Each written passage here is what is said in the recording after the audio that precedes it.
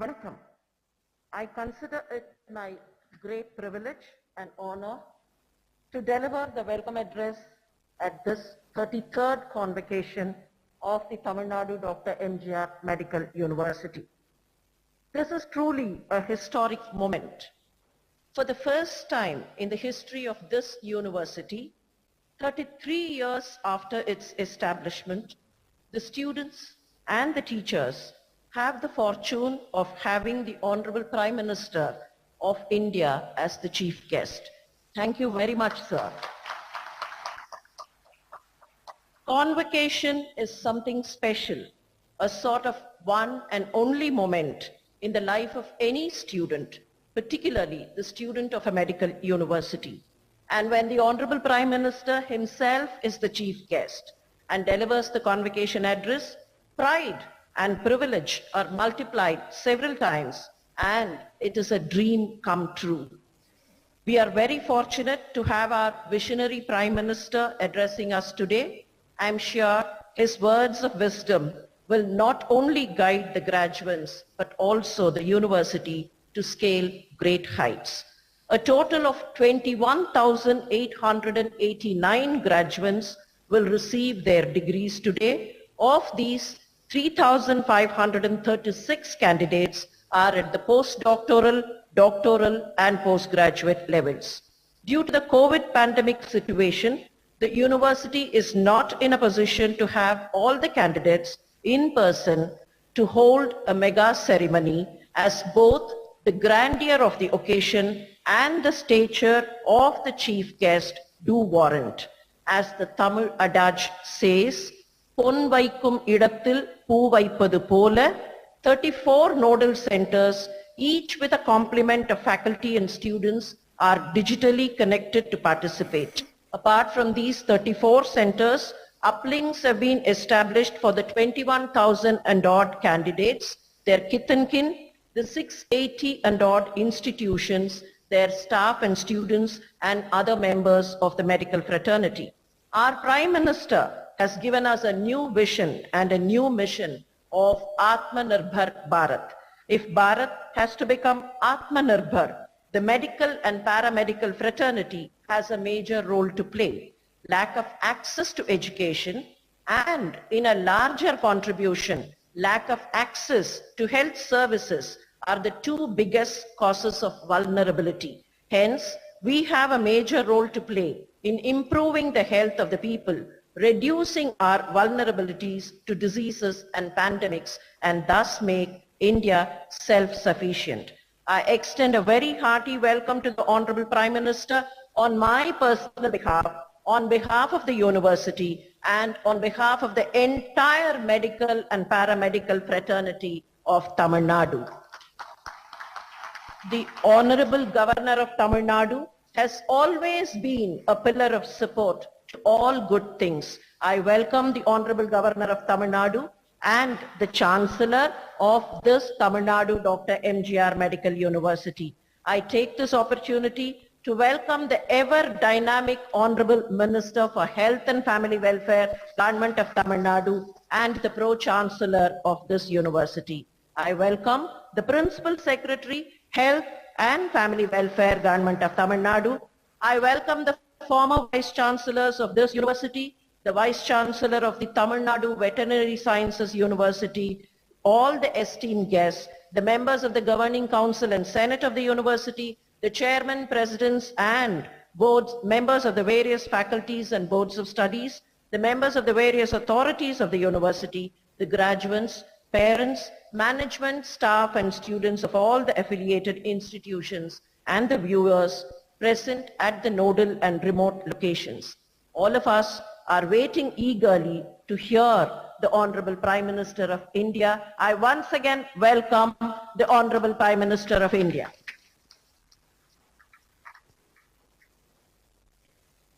I invite the chief guest, Honorable Prime Minister of India, Shri Narendra Modi ji, to deliver the convocation address.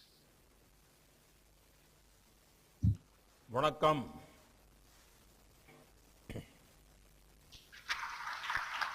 Governor of Tamil Nadu, and Chancellor of this university, Sri Banwarilal Purohit ji, Vice Chancellor Sudha Sheshayan ji, faculty, staff, and my dear students. It gives me great pleasure to be with you as you mark the 33rd convocation of this university when you are earning degrees and diplomas in various medical, dental, Ayush, and paramedical disciplines. I have been told that more than 21,000 candidates are being conferred with the degree and diplomas today. But there was one fact I want to especially mention. The numbers indicate that around 30% are men and 70% are women. As I congratulate all the graduates, I also convey my special appreciation to the women candidates. It is always special to see women leading from the front in every field, any field. When this happens, it is a moment of pride and a moment of joy. Friends, the success of you all and this institution would have made the great MGR very happy. His governance was full of compassion toward the poor. The subjects of healthcare, education, and empowerment of women were dear to him. A few years ago, I had been to Sri Lanka, where MGR was born. India is honored to be working for our Tamil sisters and brothers in Sri Lanka in the health sector. A few ambulance services financed by India is being widely used by the Tamil community. I can never forget the inauguration ceremony of hospital at Dikoya. This is a modern hospital that will help many. These efforts in healthcare, and that too for the Tamil community, would have made MGR happy. Students, friends, this is the time when you will transition from one important phase of your life to another. This is the time when you will transition from learning to healing. This is the time when you will transition from earning marks in your exams to making a mark in society. Friends, the COVID-19 pandemic was a completely unexpected occurrence for the world. There was no preset formula for anything. In such a time, India had not only made a new path, but also helped others walk with it. India has among the lowest death rates. Recovery rates are high. India is producing medicines for the world and making vaccines for the world. You are graduating at a time when there is a great aspirations and respect for Indian medical professionals, scientists, and pharma professionals. Overall, the Indian health ecosystem is being seen with new eyes, new respect, and new credibility. However, this also means that the world will have greater expectations from you, which is a responsibility on your young and strong shoulders. The learning from the pandemic can help us fight other diseases like TB as well. Friends, Tiruvalluvar said, the ailing, the doctor, the medicine, and the caregiver. The treatment covers all these four. Throughout the pandemic and in the middle of disruption, each of these four pillars were at the forefront of fighting the war with the unknown enemy. All those who fought the virus emerged as the heroes of humanity. Friends, we are transforming the entire medical education and healthcare sector. The National Medical Commission will bring great transparency. It will also rationalize norms to set up new medical colleges. It will also improve the quality and availability of human resources in this sector.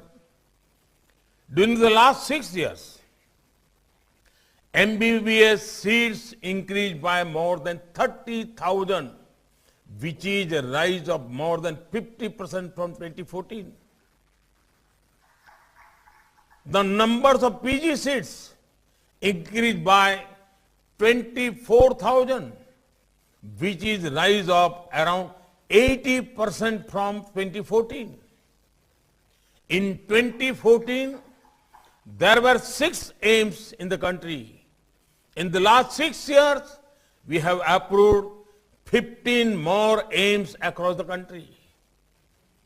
Tamil Nadu has been known for its medical education. To further help our youth from the state, our government has permitted the establishment of 11 new medical colleges in the state. These new medical colleges will be established in those districts which currently do not have a medical college. For each of these colleges, the government of India will give more than 2,000 crore rupees. We have announced the PM Atmanirbhar Swasth Bharat Yojana with an outlay of more than 64,000 crore rupees in the budget. This will boost capacities of primary, secondary and tertiary healthcare to clear to detection and cure of new emerging disease.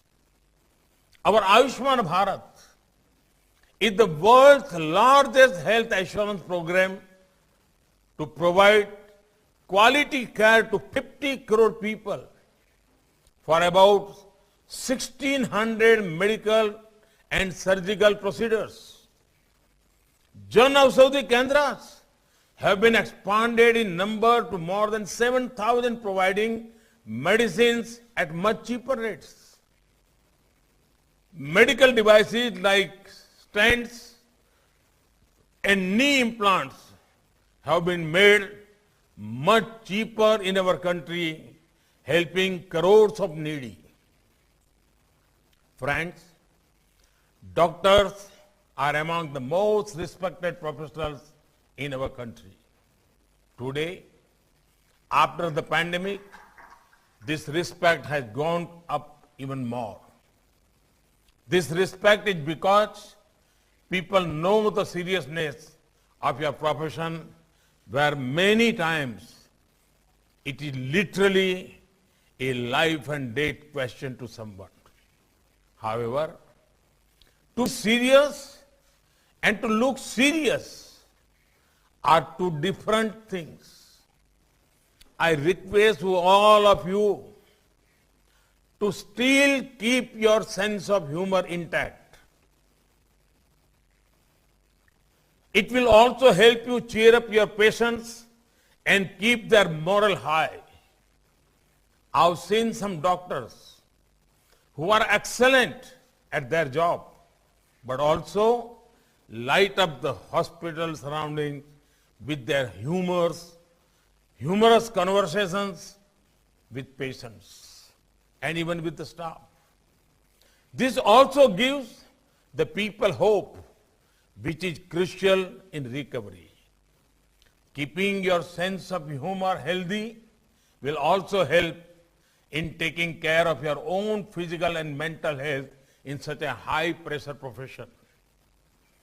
You are the people who take care of the nation's health, and you can do so only if you concentrate upon your health and fitness as well. Yoga, meditation, running, cycling. Choose some fitness regimen which also helps your own well-being.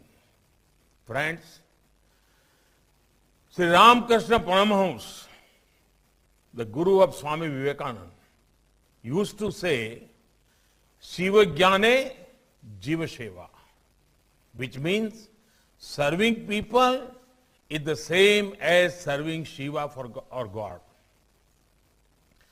If there is someone who had the greatest opportunity to literally live this noble ideal, it is medical professionals. In your long careers, grow professionally, and at the same time, never forget your own growth. Rise above self-interest.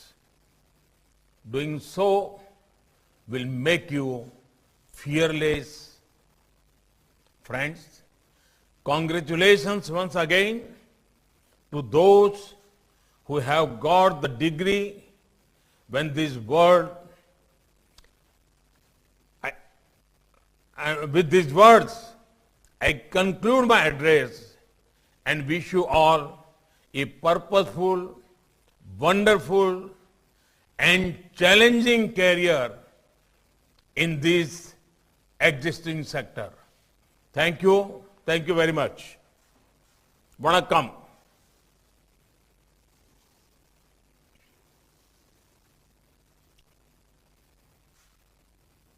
Of India for an extremely enlightening speech, which I am sure will forever be green in the memory of everyone's mind. Thank you very much, sir. We are very greatly honored. Thank you very much.